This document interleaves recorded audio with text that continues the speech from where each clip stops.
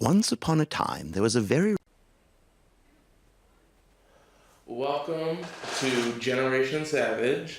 I am here all by myself, a little tedious, because you guys know I normally have co-hosts.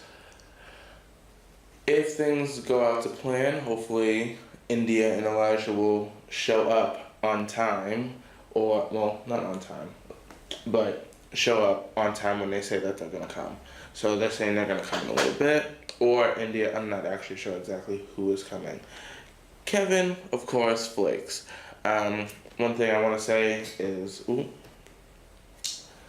there's our logo. It is so beautiful. I worked very hard on it. So, very tedious hours in Photoshop. So, thank you very much. If you might already see the logo, I've been updating it through wherever you guys are listening to. Sorry guys about last week. We ran into the similar issue that no one really wanted to come. So, and I wanted to, but then I didn't want to be here without anyone really here. So, this is our new logo. This picture is actually from, I still shot this from Beyonce and Nicki Minaj's Feeling Myself video. And so,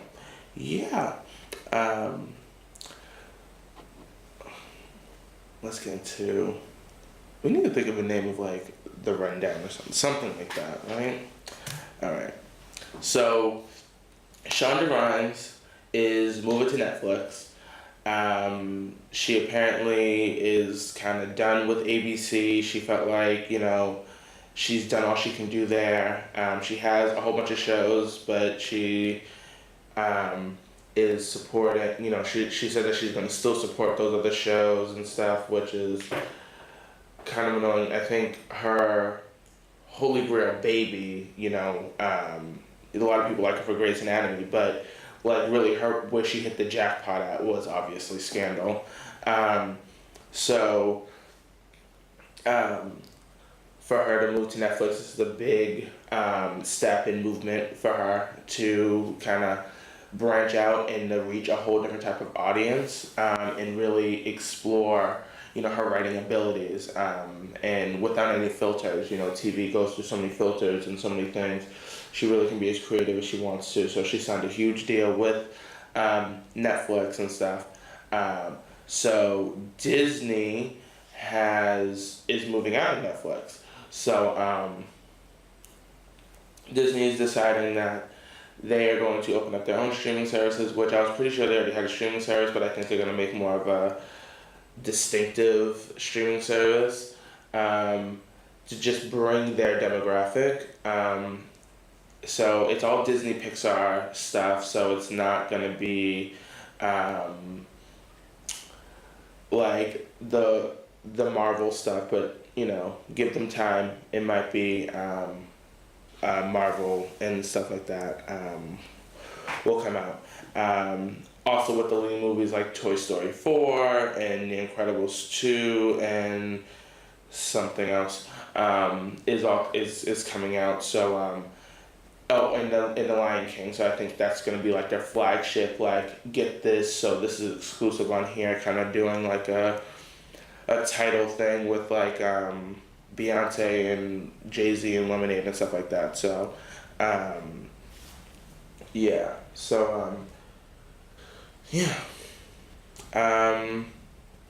sorry I sound really tired today, because I am. I'm like completely like dead right now. But let's just move on, and hopefully if India and Elijah show up, or one of them, maybe get some energy from them. So, Bodak Yellow is apparently going to be the song of the summer. Everyone knows this song. It is the song, to play, and it's playing on the radio, and it's keeps going up to number one. It goes back down, it goes back up. But this seems like the song that really is rising up. So it's leading people to the suspicion of Nicki Minaj, and is Cardi B the next Nicki Minaj? I think that there's a space for both of them. They're very different. Nicki, I'll say, is more. I don't even know how to put it, but she is more technical in her rapping. She does. You can see her verses are fun. She's a very funny person. She brings a lot of humor to her verses, but still there's like this kind of in deep hip hop rap, and Cardi B's kind of going towards more this fun up rap. And she said that she didn't want to. I should have brought that clip up, but she said that she didn't want to be a regular rapper like Nicki. I'm not even gonna get into the whole beef of who is that and is she the next Nicki. To me, I don't think she's the next Nicki. I think she is going to be the next Cardi B. Like she's gonna be whatever she evolves up to be. Do I think there's gonna be anyone currently that's going to? Is there gonna be anyone that is going to how should I say this? Is there gonna be anyone that goes to Nicki's caliber in the next 5 years? Maybe. I doubt not. If not 5 years, it's gonna be more 4 years. Sorry, I'm just thinking I'm seeing someone. Okay. So maybe I guess so. So,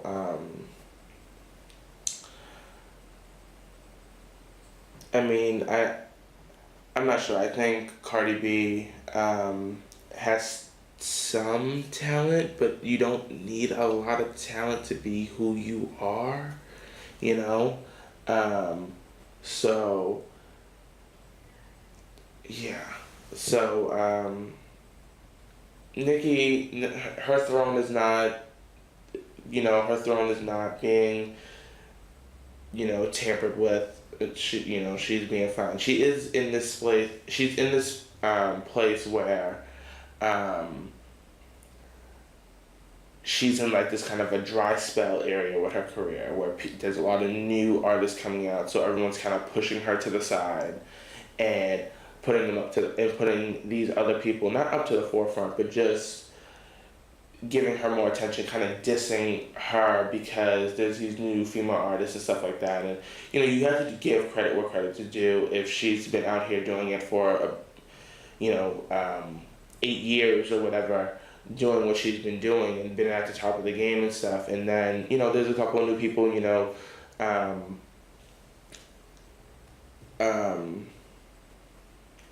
Remy Ma, she put out the diss track. Nicki Minaj put out a few diss tracks. People said it wasn't as good.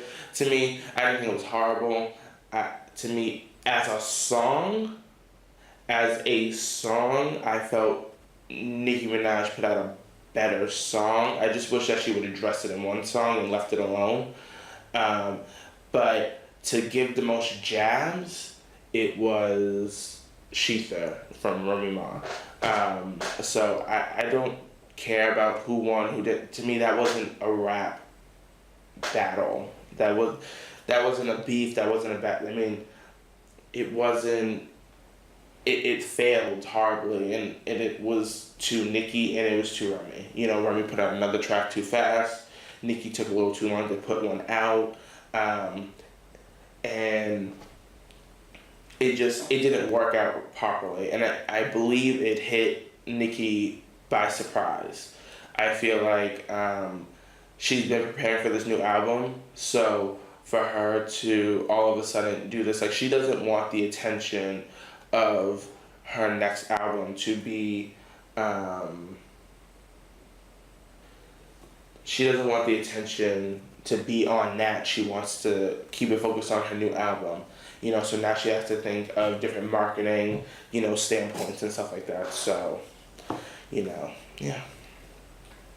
So, Apple wants to compete with Amazon, wants to compete with Netflix, all these other places that are putting out original content, and Apple's initially just investing $1 billion just firsthand to develop original content for like Apple Music.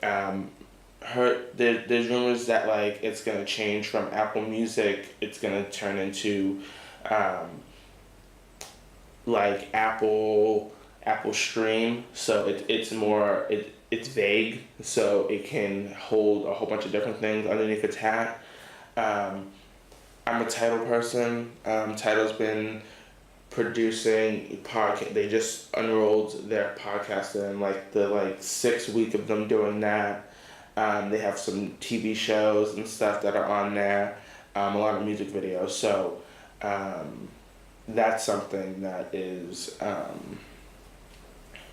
interesting. But I think $1 billion is a good start. There's also rumors that Apple will put out. I'm trying to get the words together. To put out their a TV provider, like an Apple, not TV, but like Apple like cable or something, to kind of go with the flow of the cable cutting and have regular channels on there, but also produce original content and stuff. So, to me, I think it's cool for Apple to start doing this. I feel like they're a little late, I'm not sure exactly what shows they would go into. I think that they'll have to think of some interesting shows. I think Apple should do dramas and like a kind of like a Silicon Valley kind of show. I think they should go with those routes, doing like a really good drama, like Netflix has House of Cards, like a really intense drama. It doesn't have to be toward politics, but like a very intense show, and then do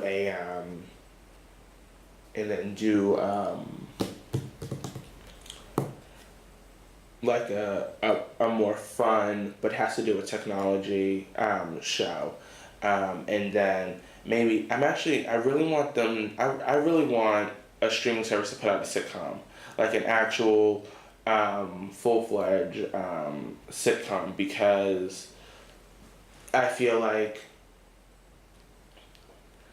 Netflix doesn't really have a sitcom, like something like a Friends or something like really funny, like actually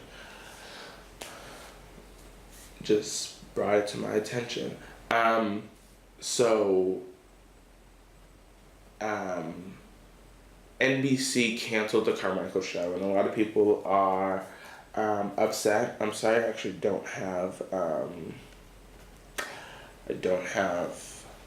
image to, but I'll just make this story short.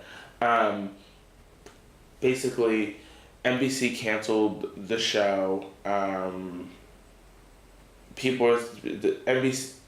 NBC hasn't come out with saying why they canceled it. People are speculating it's because of the mass shooting episode. The Carmichael Show is known for tackling big issues, but in a comedic way. I felt like they handled the mass shooting episode really any other way they handle their episodes, in a very careful but humorous manner. And to me, I thought the episode was perfectly fine, but maybe networks were too scared to get backlash, but they already had like a few more episodes out, so that was interesting. It ended very weirdly. I believe there was probably more episodes in the future that just didn't get pushed. They got to like 10. I don't even think they got it to 10. I think they got it to maybe, and they did a 10, and when I had a speculation that they were going to cancel the show was because they would put 3 brand new episodes in a consecutive row, and so I felt like they were just trying to play all the episodes that they had and then end it quick as possible. So they're saying NBC is allegedly having some other shows come up that they feel like are going to do better than the Carmichael show. So it's been leading people to say Netflix pick up the Carmichael show, or Apple can pick up the Carmichael show, or even obviously Jay-Z and Gerard Carmichael enjoy. That he obviously likes Gerard, so bringing it to Tidal or something, but bringing these this show to another platform. Like I feel like it would be really cool to bring the show to like a Netflix, or even like if Apple whatever Apple Cable or Tidal or something. I think that would be cool. Yeah. I'm trying to think if I have anything else to say.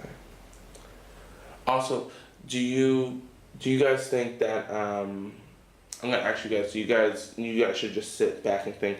Are we going into an age where also our music streaming services are now going to be starting to produce TV shows on their own and stuff to compete with them? So it'll be like, we have music, but we also have TV shows if you want that too. So it's like you can get this within our $10 a month plan or whatever. So I'm just, spitting that out. So Jay-Z went on a podcast obviously on Tidal, called Rap Radar. I watched the interview, and a lot of people, are talking about him and Solange. And he talked about Solange, and he said, that's my sister, that's not my sister-in-law, that's my sister. We argued, that was our first argument. Only reason why it was so big was because we are too big, we're big celebrities and stuff, and, just saying that like they're in a fine place right now, and there's nothing going on and stuff, so he didn't really address the issue, but he addressed the issue, so that's what he did. So I feel like that he felt more on par with kind of still keeping it under wraps, and then doing some other things. The story, if you guys don't know the story, I mean, what the hell, like, I don't know. But I'm not going to unfold the story right now because I just don't feel like it. I really don't. But what I feel is the show, the show of Beyonce and Jay-Z, and why I call it a show is just because it is orchestrated in this way to make them look perfect, and they kind of keep people out of their lives as much as possible. But I feel that was a crack in the show, and it brought people in, and now they're learning a new tactic on how to get people back to see them like that, but to also open up a little bit more. That's why he talked about 444, why it was so short, because he had a message, he had a theme, that's exactly how he wanted to go, and so that's why there's only a certain number of tracks. I believe there's only like 12. But to me, like, I think that's good enough for an album. But Jay-Z's normally known for doing like 20 to 22 songs on an album, so it is a little short. And Solange, she's just the firecracker. Like, everyone knows that if you were fans of Beyonce and you knew Solange and stuff, and you were in that place that you knew and you liked people, then you would know that Solange, she is a fighter. She Beyonce is more the, put together, kind of not too outspoken, and she'll speak her mind if she has to, and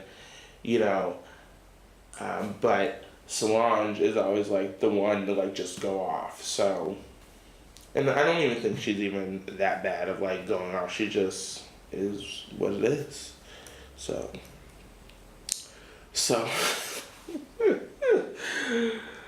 Alright. Only if you guys would watch the YouTube version of this, you would see these images that we have for you guys for YouTube.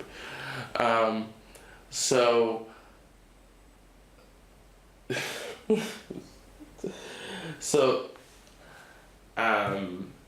there's been a few cases that's happened of airdropping and dick pics. So, dick pics have been, people have been airdropping people randomly with dick pics. So people open them to see, just out of curiosity to see, who just sent me a file? And then, boom, dick pic just right there on their phone. Now, I'm a person that I don't use AirDrop that much. I use it very, shortly when I'm around friends. When you're really supposed to use it, but you're supposed to turn it off. But some people don't know how to turn it off. So it's really interesting. And what's really creepy about it is that it means it's someone in your close proximity, which is ridiculous. Like, to me, I'm like, that's a little weird. But I didn't know AirDrop was that big of a deal, but it's actually really convenient. I thought it was a gimmick when Apple first came out with it with, I believe it was the iOS 7, so maybe iPhone 5. But it's actually convenient if you know someone that has an iPhone and you're like, oh, what's the name of that website that you have? And it's like, oh, okay, here, and then it's really quick, it's easy, it's efficient, it's gotten better over time, but it is a little disturbing, to say the least. So I feel like this is okay.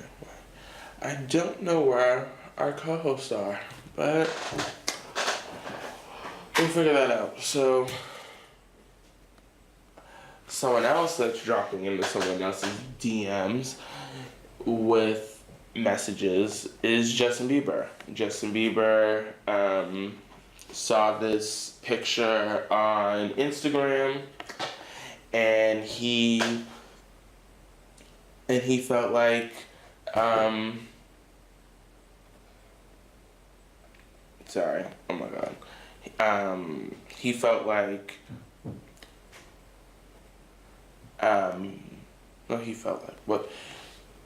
he felt like he had a right to just go into someone's DMs and, ask to, have sex and have chances to go out with this person. But he went to this person's DMs, and she was like, sorry, I have a boyfriend, I'm happy, I don't need you, I'm not that desperate. So it brought up the conversation with people saying,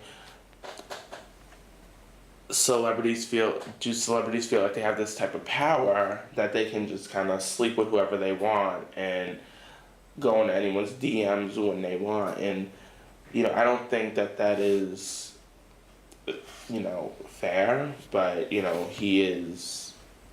does what I guess he wants to do. I mean, it's Justin Bieber. I mean, I don't hate on him. He's questionable sometimes. I'm not a big fan of his music. I'm not a fan of his music at all. But I do admire someone that's trying to become a better person in their own strange way. Alright, I'm done talking about this. Okay, alright. So people are saying that Taylor Swift is copying Beyonce with marketing tactics to become to kind of get a whole lot of hype for something. So if you don't know, when Beyonce was dropping Lemonade, she put out these really weird teasers and just said, come to HBO, watch this for, on Sunday at this time and this. Taylor Swift is doing a similar snake video and stuff. So yeah, alright. I'm going to show you guys the videos.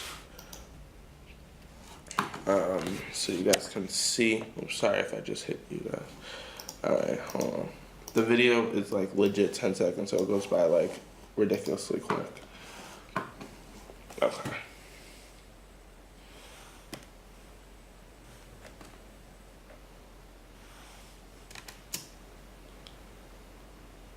And it's just a snake. Like, it's not anything interesting. It's supposed to be like 3 snakes. Apparently, she deleted everything off of her Instagram. I don't follow her on Instagram, so I didn't care. But they're saying that today, at some point, they're gonna show the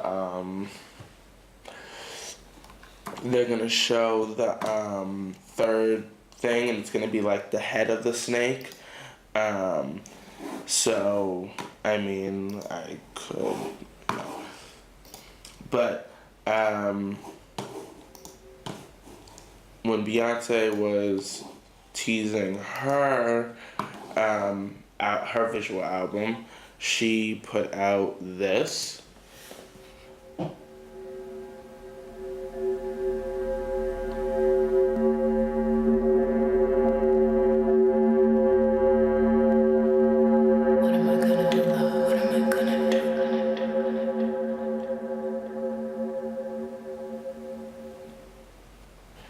You know, so people are saying that it's very similar tactics of media, and being very mysterious about it. You've seen Beyonce had a little bit more voice in it. To me, I don't think it's that big of a deal. I think it's just, is she probably being like, you know, I'm a pretty big pop artist too. I don't have to, you know, do all this promotional stuff, and I don't have to, you know, she's doing like the opposite of what Katy Perry was doing. With Katy Perry did like overwhelmingly so much, you know, interviews. But actually, what in the music industry right now, less is more. So showing less of your work before it comes out, building that anticipation, waiting for that bubble to burst, is what people are liking. Jay-Z did a very similar thing. Beyonce did it, you know, Beyonce first, she started out with just being like, here's an album, and just dropped it. She dropped self-title, on iTunes just when she felt like it. She was like, oh, okay, let's go. So, and that blew up, you know, and that did amazingly well. Taylor Swift, you know, she's known for doing a lot of, she did a lot of hype for it. Very similar to what Katy Perry's doing right now. Katy Perry, her album is flopping horribly. Because of things she says, things she does, and because the album is just not that good. And so it's a marketing tactic. It's something that's going on, and that's really what it is. So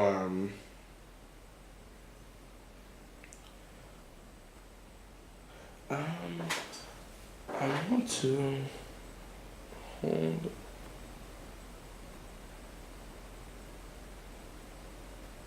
I don't know what I just hold on. 1 second. 1 second, guys.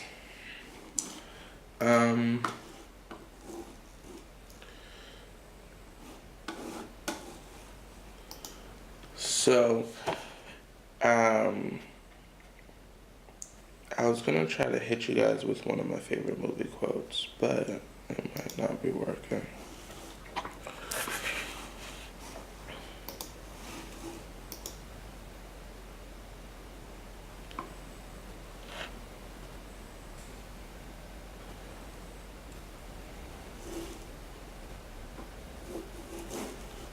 So, okay. Hold on 1 second. So, Tamar Braxton, you guys may or may not know her. She is sisters to Toni Braxton, which most of you guys should know. Um, and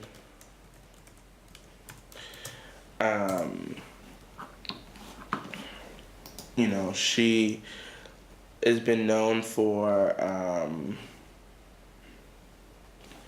the internet is a little down today, so I might not be able to pull up a picture, but I might just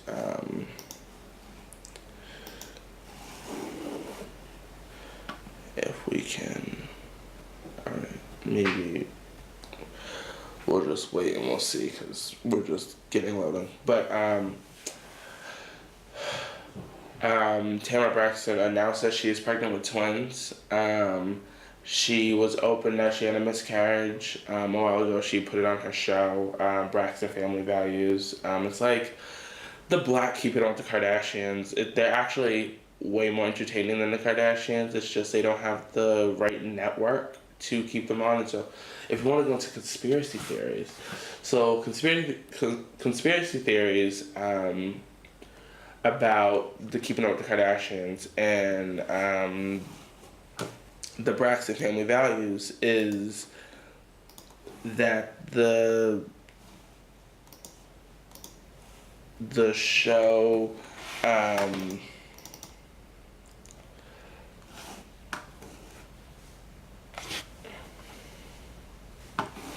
the show there we go. The show let me try to get my thoughts together. That the Kardashians kind of just blackballed them a little bit, not completely didn't kick them off the air, but put them on a network that wasn't that great. Like, people would have to go out of their way. Like, it's so easy because E has a whole bunch of shows and people go there for other stuff, so it's really easy. But like the Braxton Family Values are on WeTV, right? Most people haven't heard of that channel, right?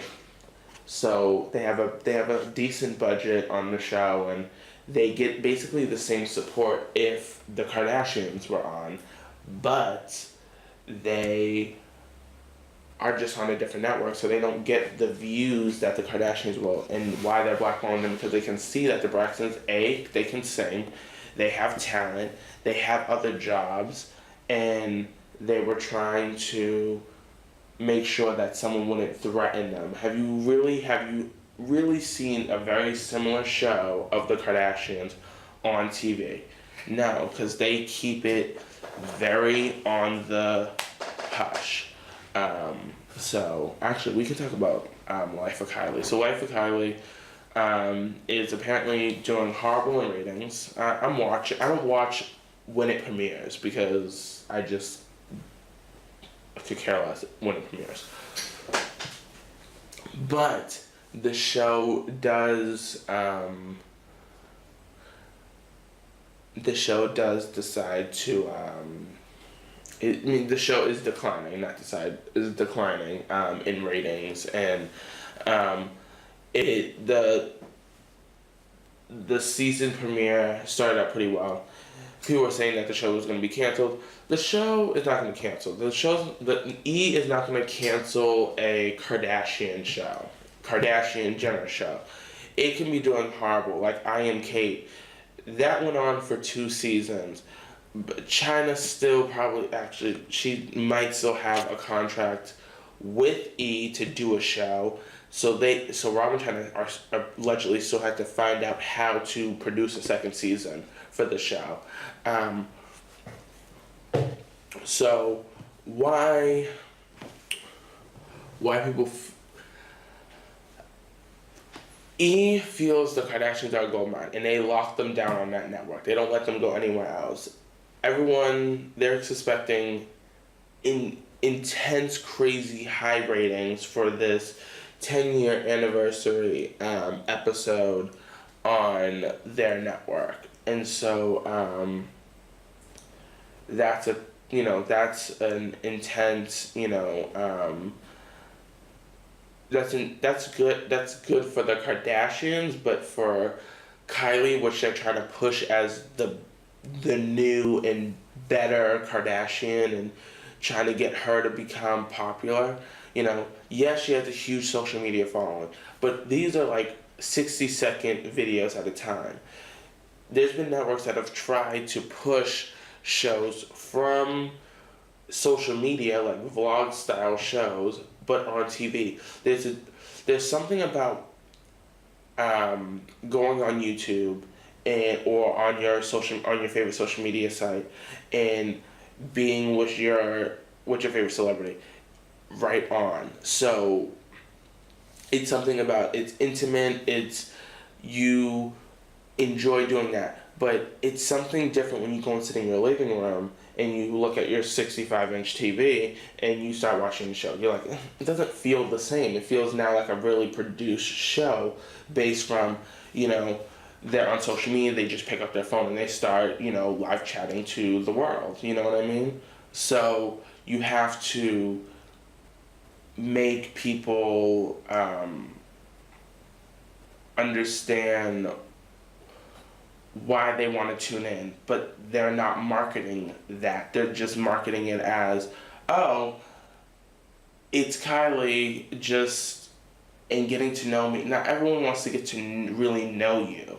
The Kardashians was, when they started out, was get to know us because no one knew them.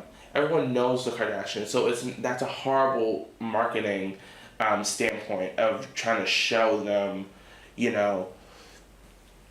look, we're doing this and we're doing that. Like, that's not what it is, what I'm saying? So, they already know who Kylie is. They don't need a show to kind of tell them who Kylie is, to show them the true Kylie. No, they just want to see the Kylie that they know that they want to see. They don't want to see, Kylie talking about that she is really goofy and funny and stuff, because we still haven't even seen that part yet. Like, she is not funny and she's not joking and goofing around. So, it's really what it is. That's all I'm saying. That's all I'm saying. Oh my God, we have so much time.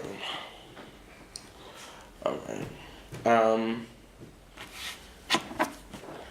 We can actually, I think I have a couple more things up my sleeve.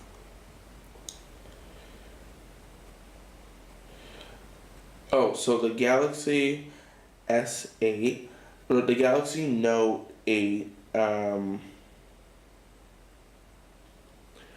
is, how should I say? The Galaxy Note 8 has not launched, but they have announced it. People are happy about it because it's just an upgraded 7, which was supposed to be deemed the best smartphone before it just started exploding in people's pockets and burning people's houses down. Yeah, that was a dark time for Samsung. But so that was announced. They didn't even do a lot of hype towards it. Like, if you weren't looking for it, you wouldn't know that it was happening. But I mean, that's what it is. And also the Xbox One X was announced. They announced the phone. Yeah, they announced the phone, the game console, and they're doing this special pre-order thing. If you get like Xbox One X, Project Scorpio special edition crap,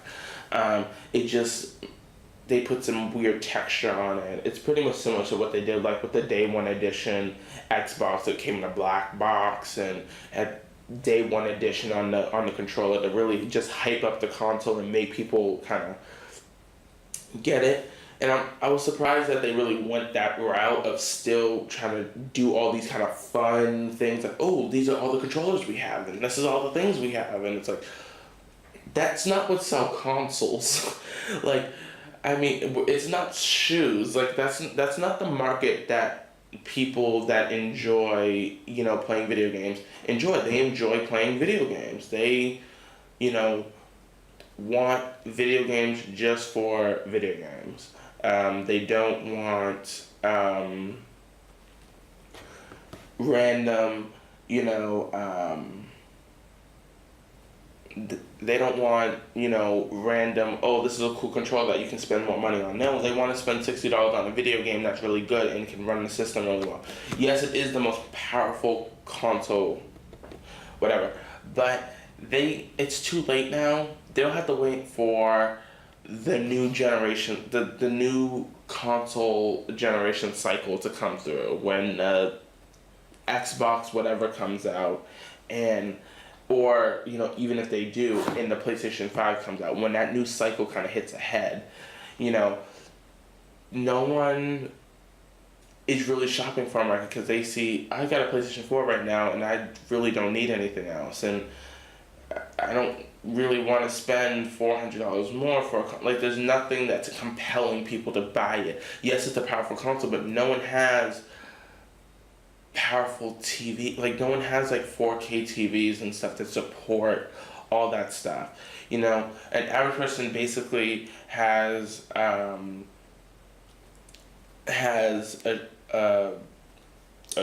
show. I mean, a show. An average person has a regular TV that is 1080p, and a lot of people still have 720p TVs because that it runs perfectly fine as long as it runs something. And people don't buy like TVs until they kind of break down, or they're so bad they need a new TV, or they want a bigger one. It's not the same as like, oh, a new TV came out, let me get a new TV. Oh, this TV's thinner and slimmer and faster, and no one cares about that. People just care that whatever they have works on it, So the whole graphics thing right now is kind of a gimmick. It's like, it's cool that you can support it, but you running with that with your head feature, really stupid. So, one thing I wanted to say, but since Beyonce is sitting right here on this beautiful logo that I've made for Generation Savage,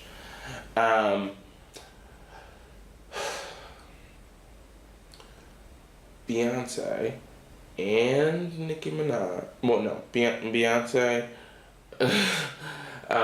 has released How to Make Lemonade. It is a $300 coffee book. Well, it's not, the coffee book is not $300. It comes with a vinyl and then a $300 and then a coffee book and a coffee table book.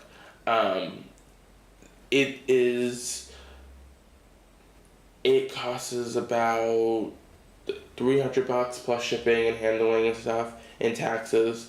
But if you're a Beyonce fan, it's really great. If you really loved Lemonade, it's a great thing. If you're a person that loves music and loves vinyl, the vinyl, actually, people are not even considering this, is that the vinyl is sold separately. So if you just want the vinyl of the thing, then just get the vinyl. I was thinking about starting a vinyl collection. I don't listen to vinyl, but I think it's really cool to have vinyl kind of covers and stuff around. So I want to collect every single Beyonce vinyl thing, because I believe she has everyone for each and every single album that she has. There is a vinyl version of it. But the vinyl version is $30, and really, it's the $300 is throwing people off. But coffee table books are expensive. Like, in general, like, coffee table books can run $700. Like, and that's an average coffee table book, and it's really, if you just want to consider just the coffee table, it's about like 50. It's about like 50 cents a page. So if you want to put it in that logic of like, you're spending 50 cents for a page, then fine. You know, am I debating on buying it? Yeah.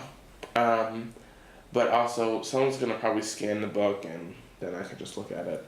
But of course, I would want the actual thing. I'm not sure how long. It's not saying like limited edition, but I'm pretty sure it is pretty on the low, like on low supply. It's not on a huge, supply. But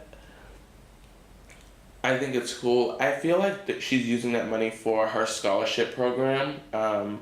She, so I feel like that's what the money's going towards, so she doesn't actually have to spend her actual money. She can just use the money from the profit of the Lemonade book. So I enjoy it. Lemonade was a really good album. I don't. A lot of people that I heard that criticized the album actually didn't listen to the whole album, didn't watch the movie. For someone, it's to me it's just really funny how people can criticize things like. Why do people do that? Why do people criticize stuff that they have not seen the whole thing, or they saw glimpses of, or they didn't really take the time to sit down and invest and watch it? If you don't care about it, don't criticize it, because then obviously you care about it at some extent because you want to talk about it. So you might as well just watch the whole thing or listen to the whole thing. Even just listening to the music factor of it is a good album. But the music, yes, it might sound a little bit all over the place, but really you got to listen to it to the whole movie so it makes sense. So to me, I feel like people can save a lot of hurt in themselves and save a lot of time if they actually, the things that they want to criticize, they can talk about. And I'm not just saying it just for Beyonce. I'm saying it for everyone. I'm saying it for people. I just hear people say about TV shows. They're like, oh, this show sucks. And I'm like, well, how many episodes did you see of the show? To me, before I even judge a show, I watch about 3 episodes. I watched 3 episodes to really get a feel. That's enough for character development. That's enough for a story plot to see how it's starting, to see almost how it's going to come to a head, to see how the characters are, how the dynamic is on the show, how the acting abilities are on the show. Like, so to me, you have to take time to do stuff before criticizing it, right? And like, I'm not a big person. I don't even read reviews and critics, and because I like to have experiences for myself, and I feel like that's spoiling the experience, and then that's in my head of what I'm listening to or watching. I know a few people that, listen to will go on Rotten Tomatoes and look at critics' reviews, but I've been to and I've watched many movies, and I go back and I put my favorite movies and that I thought was amazing, and then I look on Rotten Tomatoes and it's like at a 45%, rating, and I'm like, but this was really good. So for me, what I think everyone should do is that they shouldn't rely on critics. I think that you should go out and experience these things on your own. Even if a movie's bad, sometimes there's those movies that are bad, but they are good. So, that's really what I have to say about that.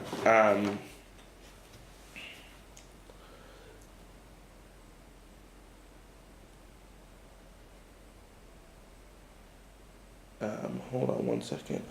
Nintendo Switch sales are doing decent. They're doing better than the Wii U.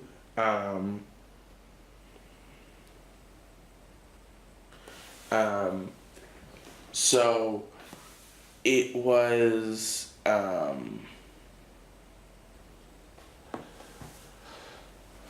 It's doing okay. I was actually debating on buying a Nintendo Switch just because it seemed like a decent console. It didn't seem like a gimmick, really. It seemed like it was an actual console. It seemed like it had some actual steam behind it. Only thing I would really play on it would be Mario games, and maybe a couple of other fun animation games. I probably won't buy that until I maybe buy that for a Christmas present for myself. So to me, I think Nintendo has a very interesting place in the marketplace for in the video game consoles because they are not considered the big dogs in the video game market anymore. People kind of be like, I can buy that. That's my secondary console, right? And it's like what a smartphone, right? A smartphone is your main thing, right? But then you might have like an iPad, somewhere around your house, and it's kind of your secondary device if you want to go, because your immediate device you'll ever go to watch stuff or look for stuff is on your phone. But then you're like, oh, maybe actually I want to, just have a bigger screen or something. Then you go to your secondary device to get a bigger screen, right? And that's really what the how should I say? That's really what Nintendo is. It's like your secondary console because they don't have those AAA games, and they're catering to a particular audience. A lot of their games are rated, E and teen, that's their bracket, right? And all these other game consoles have E through M, but they do target the M rating because those are the AAA games out right now. That's what's selling is the M rated games. So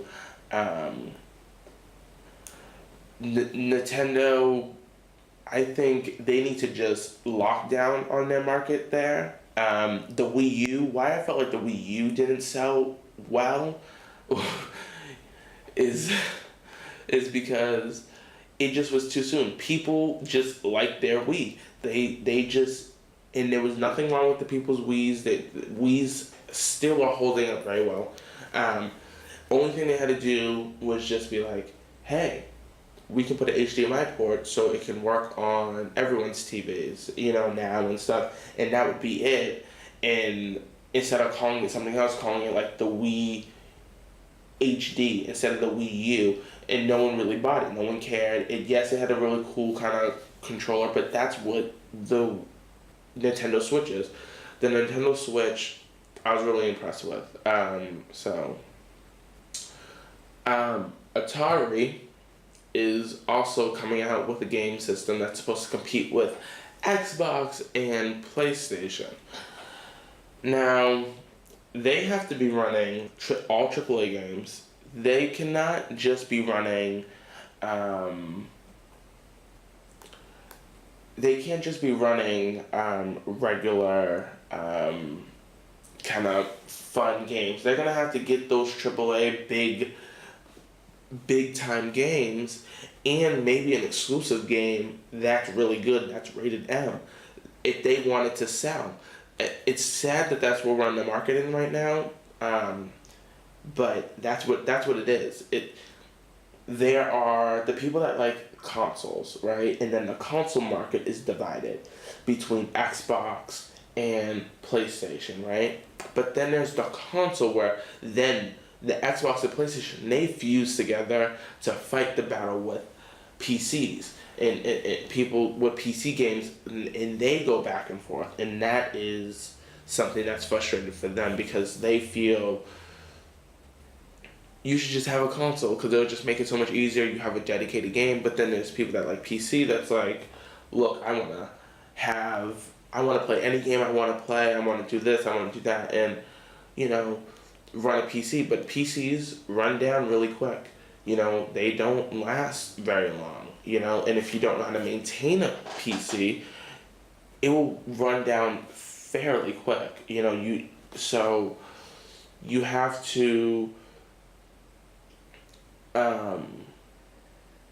be what you have to be what you have to kind of go with what you feel like. But a whole new console, they can't launch a new console until PlayStation comes out with the PlayStation 5 and Xbox comes, whatever when that next generation of console, don't put one out randomly at a random time. Hit it right where Sony's about to announce it. Hit it right where Xbox is about to announce it at those same times. So people have now the option where they go to their Best Buy or they go to their Target or they go to Amazon and they see, okay, I can get an Xbox, I can get a PlayStation, I can get a Atari. So you have to do that. Or they can go the right of competing with Nintendo, which I feel like leave Nintendo alone. Nintendo's been doing what they've been doing. They're doing fine, but you have to basically strip all that down. You have to strip all that down to to get your direct audience and figure out what you want. You can't just try to play both sides. Like, I have a hard time seeing Atari being the best selling gaming console of, of whenever the new, like 2020, I can't see that happening because PlayStation has a dedicated fan base. Xbox has one really good system, the Xbox 360. That was their best system. Sony now has two really good systems. Kind of three if you really want to. But the PlayStation 2 is the best selling gaming console of all time.